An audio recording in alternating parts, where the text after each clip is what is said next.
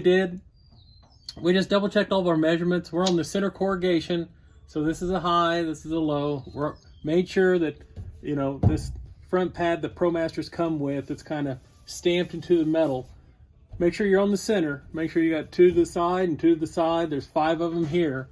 So double check that you are on the center, okay? If you're mounting it like us, which this is what a lot of people do, the front mounted MaxxFan. And we took a measurement from the front. We wanted to be equidistant. We're 7 inches right there where this corrugation or this indentation begins. And we're 7 from the back. And we like our location, so what we'll do is we'll drill our little pilot hole here to locate our template. We'll fit the template up top, and then we'll cut into a perfectly good vehicle. Just a little small pilot hole, that's all you need. Then we'll take our template up top. Real quick, we're going to make sure that we get a fresh blade, a little metal cutting blade. We have 2 holes that we're going to start off with that we're going to cut in this van, but we want to make sure we have a nice clean cut. Also, make sure you have white paint on hand. You want a nice cover coat because you're going to file down your burrs, deburr your edges, and before you install, you're going to paint your edges so you don't have any exposed metal surfaces. So here's my location hole. Before I mark off the hole with the template, I'm going to remeasure everything, and then we brought some masking tape up, and we're going to go around our hole. We're going to measure twice, 3 times, 4 times before we start cutting. Also brought the drill up so we can put little location holes for the jigsaw blade to go down in. So we taped off a little section here. We're double checking our measurements. We're going to be just, maybe like an 1/8 inch wider than 14, which some of the people recommend for easier fit. But we're going to remeasure several times, 14 by 14. We're going to get our pilot or starter holes for our jigsaw blade or metal blade on all 4 corners, and then we're going to start cutting. Once we start our cutting, on each one of our runs, we're going to stop and we're going to tape on the loose metal so it doesn't vibrate so much. That's another little trick or little tip. Also underneath, we're going to be collecting our metal shavings. We've already got our subfloor done, so we're going to be collecting our metal shavings and sweeping those up into a plastic bag. So here's what we did after we got done, doing our cuts. Just a couple of reminders. Going to come up, going to test fit, make sure we're good. This going just about a 14 inches and just cutting the line was perfect. Some people recommend going 14 1/8. I went true 14 and I just cut the line. I recommend putting down the adhesive or the masking tape, and then after you cut a side, tape that plate down. It will reduce the vibration. Other thing, starting off with the drill, I didn't. I tried to start off with the drill, but what I ended up doing was just using an angle grinder with a cutting disc on it, and I just laid down a little 3-inch cut so that I could fit the reciprocating, the jigsaw metal cutting blade in. Next thing we're going to do is we're going to file down all these metal edges. We're going to remove the masking tape, file down all the metal edges, chase after and vacuum up all of our shavings. See how many metal shavings we got up here. We've got to clean all that up. And then we're going to apply some white enamel, a couple of coats of white enamel on this exposed metal. And then we'll start talking about what we're going to do down below. We're going to use another recommendation for our nailer. We're going to screw, when we screw in our plate on these 2 longitudinals or the side pieces, when we actually go through, actually that's backwards. Your side pieces go like this. Make sure you have your screw holes for your side mount plate. Make sure they're pointed out sideways on the vehicle. But yeah, so can't think of anything else. Our butyl tape is inside. Because we're only about 52, 53 degrees high today, but the sun is out, we're getting everything room temperature in there. But we wanted to do what the recommendation by Alluvium is our nailer on the back side. We're going to screw through the metal, and we got self-tapping screws to do this, but we're going to make sure that we have our wood piece on the back side here that we screw into and suck up and make sure that's real tight. Okay? So we're just going to take a file and we're going to come in here. We're going to make sure that I don't know if you can see with the film, but anything that didn't cut real smooth, any of these little pieces, these overhangs, burrs, We're going to deburr everything and just give a clean, smooth metal surface, and we're going to paint this with a couple coats before we put our butyl tape on. Just using the Q-tip. We're going to go over this a couple times. Make sure we put plenty of material on top. Bring it on over. If you see any exposed metal, make sure you cover up your seats, mask off below in case you have a little accident.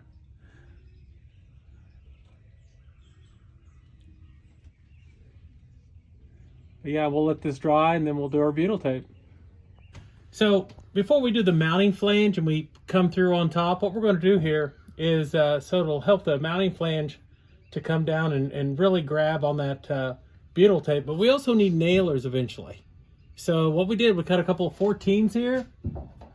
Again, I think we stole this from Alluvium, but we're going to put the 14s in here, maybe a little construction adhesive, and when those screws for the mounting flange come down, it'll really suck up and pull down on these. This is nice aromatic cedar, fellas. This really smells good. So we use the black butyl tape, and we're going to go 2 strips side by side, and then we're going to go 2 layers all the way around the hole. And just one little tip, put the butyl tape down before removing the paper backing, and a lot easier to work with. So we went 2 layers side by side all the way around, and make sure we're squeezed and pinched all the way down and around, no gaps. And we'll screw this in. We'll use the wood blocks on the back side when we run these screws down here. Remember, we'll be using the long screws. Really wasn't that bad of an install. I know we're not done, but just read the directions. Read your directions, read your directions, read your directions, and it'll get you home. And we have a few more hours of daylight. We're gonna put the lap sealant on, but we do have a cool day here, so we expect at least 4 hours of cure time. We're only gonna get up about 50 degrees today, but yeah, we'll just keep going.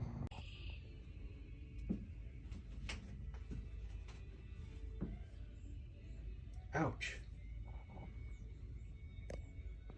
So we're starting with the lap sealant now. It's a famous brand everybody likes to use. Some people are using the marine sealant now. We're gonna go with the lap sealant. Just, I don't know, more people using one or the other. Just your choice, your opinion. Did use the black butyl tape though. So I'm gonna try to get a nice build around the butyl tape of what's left. And I put some tape out here. So when this self-leveling, it'll try to start running, and it'll try to start moving with gravity and all that, and make sure it was room temperature on a cold day, so I better get busy.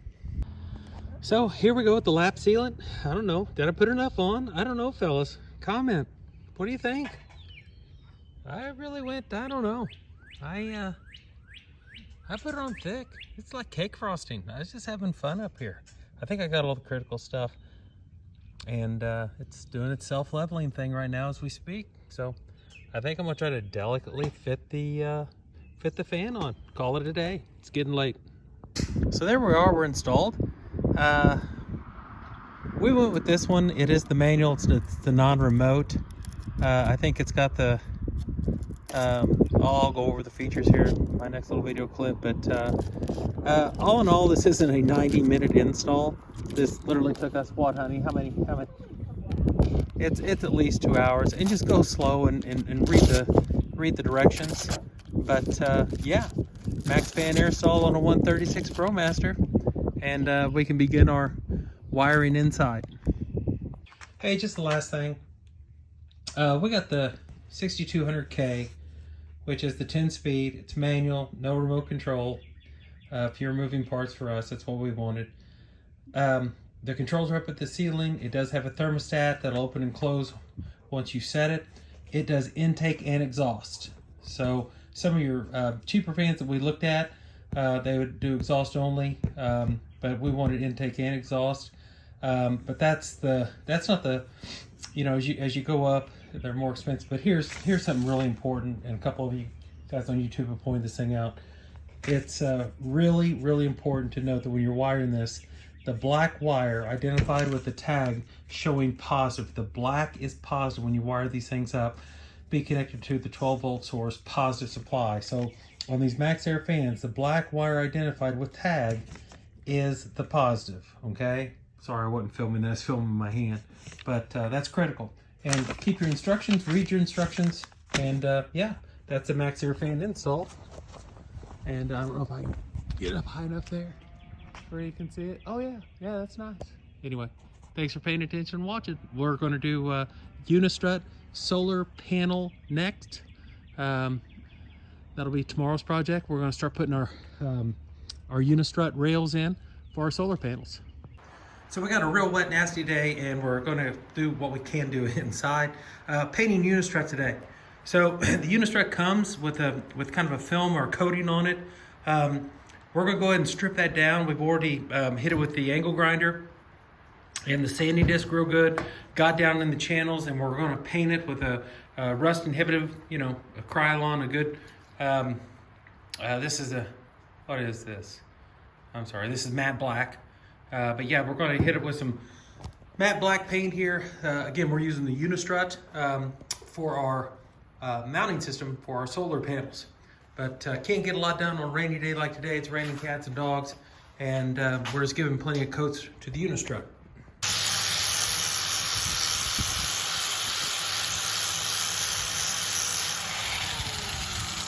What we're doing, we're going to use Unistrut for our roof rack, fellas. And they have a coating on this. It's kind of a zinc plating, but we're going to get it all stripped off and even sand down in here and clean.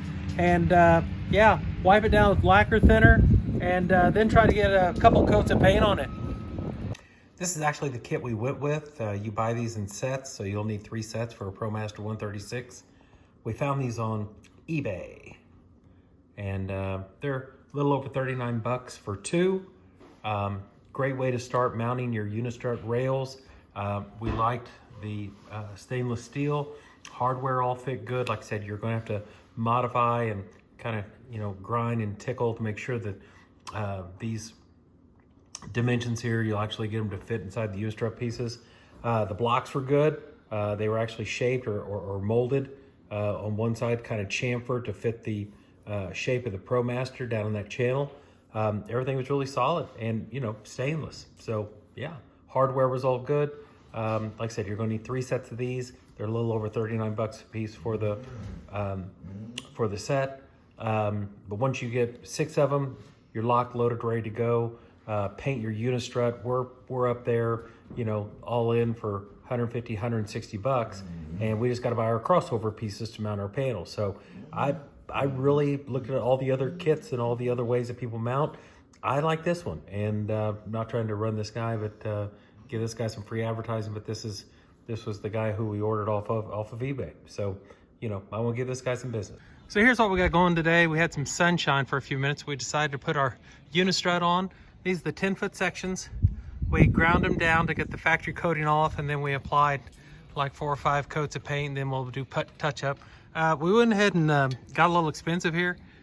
These are the clips that you can buy like on eBay. We found 2-part sources for these actually. They come with the pads.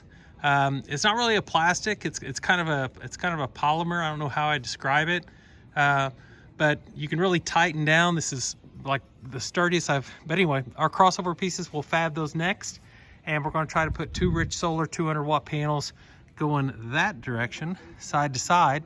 So yeah, pretty good day, getting a lot accomplished with the roof rack, Unistrut roof rack. Really happy about the quality. Like I said, you're going to pay up a little bit, right under $100 for these. There's 2 different companies that are making these and putting them on eBay. They're about, you know, 30 bucks a set.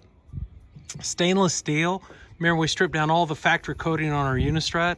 We put several coats of enamel, Krylon, Rust-Oleum. I guess a guy could have these powder coated. Anyway, we're going to build templates now, and we're going to play around with the measurements inside of our rails. Our crossover pieces will probably be aluminum. Who knows? We might use some of that other erector set. But now at least we can build off of our spring nuts. We can now build off our spring nuts and go side to side. We're wanting to put about 400 watts of solar up here, but these are Unistrut roof rails that have been sanded, primed. We wiped them down with lacquer thinner and then painted them. But yeah, this roof rack is Very strong, very sturdy. We feel good about it.